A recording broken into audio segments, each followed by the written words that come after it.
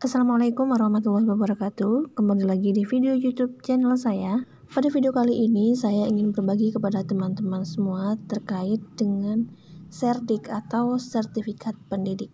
Berkaitan dengan sertifikat pendidik ini sangat menarik untuk kita bahas karena guru yang memiliki sertifikat pendidik itu akan mendapatkan keistimewaan dalam seleksi pegawai pemerintah dengan perjanjian kerja atau P3K maupun dalam CPNS, teman-teman.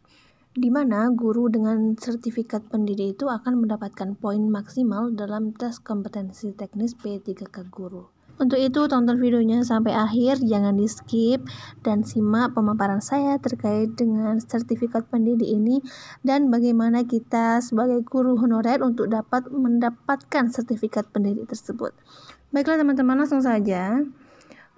Pemaparan saya kali ini dilansir dari laman web https://ppg.kemdikbud.go.id teman-teman, tentang bagaimana memperoleh sertifikat pendidik dalam jabatan.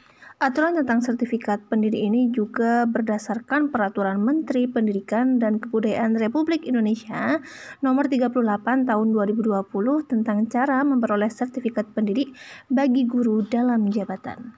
Perlu saya ulas kembali bahwa pengertian sertifikat pendidik itu atau serdik itu merupakan bukti formal sebagai pengakuan yang diberikan kepada guru sebagai tenaga yang profesional. Nah, teman-teman, yang dimaksud dengan guru dalam jabatan itu adalah guru pegawai negeri sipil maupun guru non-PNS atau pegawai negeri sipil yang sudah mengajar pada satuan pendidikan, baik yang diselenggarakan oleh pemerintah pusat, pemerintah daerah, maupun masyarakat penyelenggara pendidikan yang sudah mempunyai perjanjian kerja atau kesepakatan kerja. Nah, untuk mendapatkan sertifikat pendidik dari program PPG guru dalam jabatan ini, guru honorer dapat mengikutinya karena guru honorer itu termasuk guru non-PNS yang sudah mengajar pada satuan pendidikan. Nah, yang dimaksud dengan perjanjian kerja atau kesepakatan kerja bersama itu adalah perjanjian tertulis antara guru dan penyelenggara pendidikan atau satuan pendidikan yang memuat syarat-syarat kerja serta hak dan kewajiban para pihak dengan prinsip kesetaraan dan kesejawatan berdasarkan peraturan perundang-undangan. Biasanya, untuk para guru honorer yang mengajar pada suatu instansi pendidikan itu biasanya diberikan SK, teman-teman. Nah, itu yang dimaksud dengan perjanjian kerja. Selanjutnya masuk pembahasan gimana sih cara mendapatkan sertifikat pendidik dari Kemdikbud maupun dari Kemenak.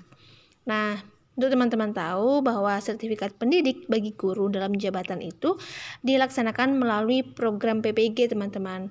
PPG itu yaitu Pendidikan Profesi Guru dalam Jabatan. Program profesi guru atau PPG dalam jabatan tersebut itu tuh diselenggarakan oleh Lembaga Pendidikan Tenaga Kependidikan atau LPTK yang terakreditasi dan ditetapkan oleh Menteri. Jadi nanti ada universitas-universitas yang sudah terakreditasi dan bekerjasama dengan Kemdikbud maupun Kemenak menyelenggarakan PPG ini, teman-teman. Jadi kesimpulannya tidak semua universitas itu membuka program PPG.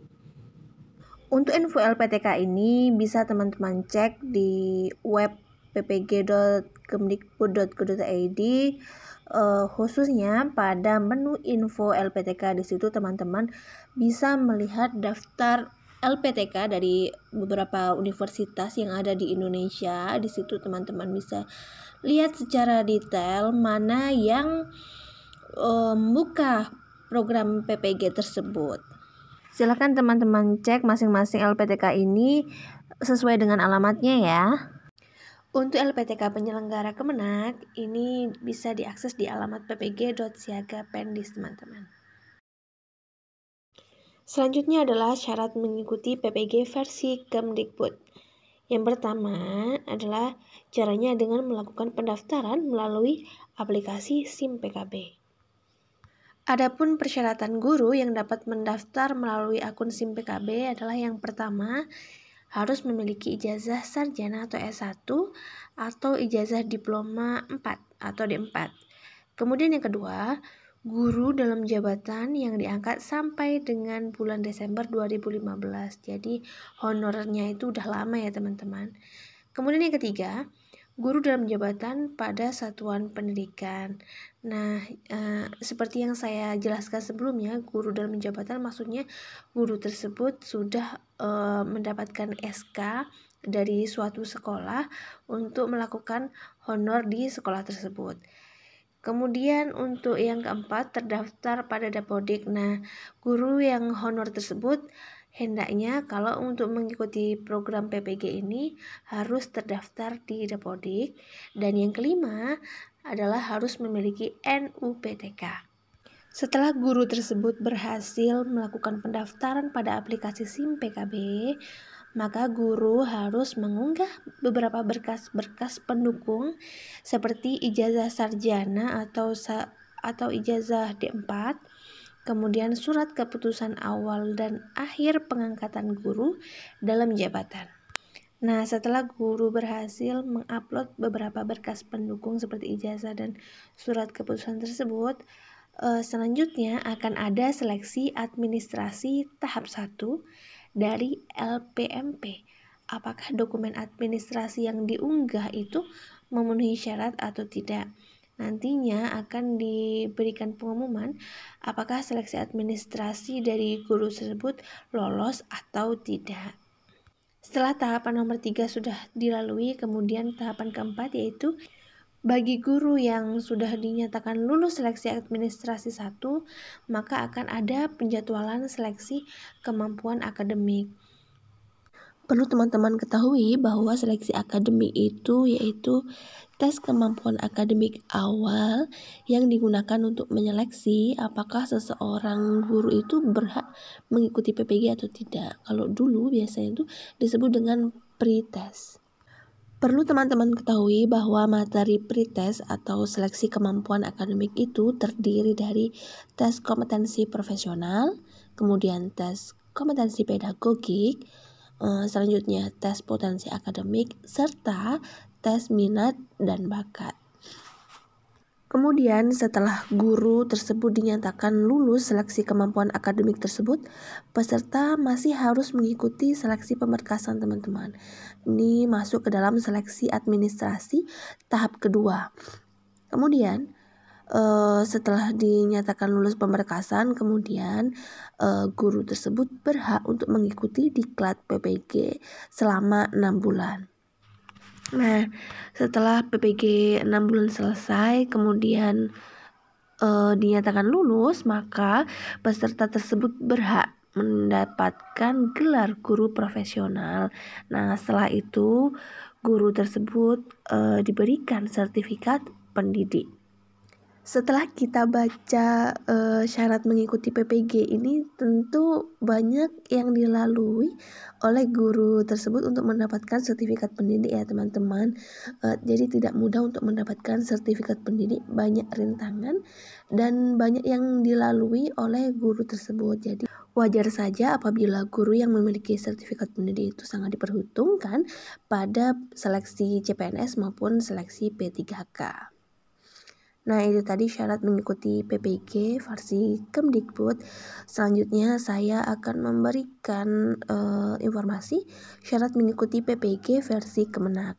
Nah, tidak jauh berbeda tentang syarat mengikuti PPG di Kemdikbud.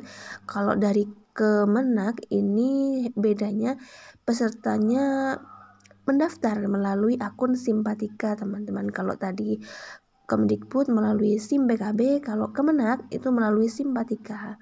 Nah, kemudian setelah guru tersebut berhasil melakukan pendaftaran melalui akun Simpatika, kemudian guru mengunggah berkas yang diminta. Nah, setelah guru tersebut berhasil mengunggah berkas, kemudian diseleksi apakah guru tersebut lulus seleksi administrasi atau tidak. Kalau misalkan lulus berarti ikut seleksi selanjutnya. Seleksi selanjutnya yaitu seleksi kemampuan akademik sama dengan yang di Kemdikbud tadi. Setelah lulus seleksi kemampuan akademik, baru guru tersebut mengikuti diklat PPG selama 6 bulan. Nah, setelah PPG tersebut dilalui dan lulus, kemudian peserta PPG tersebut atau guru tersebut berhak mengantongi sertifikat pendidik.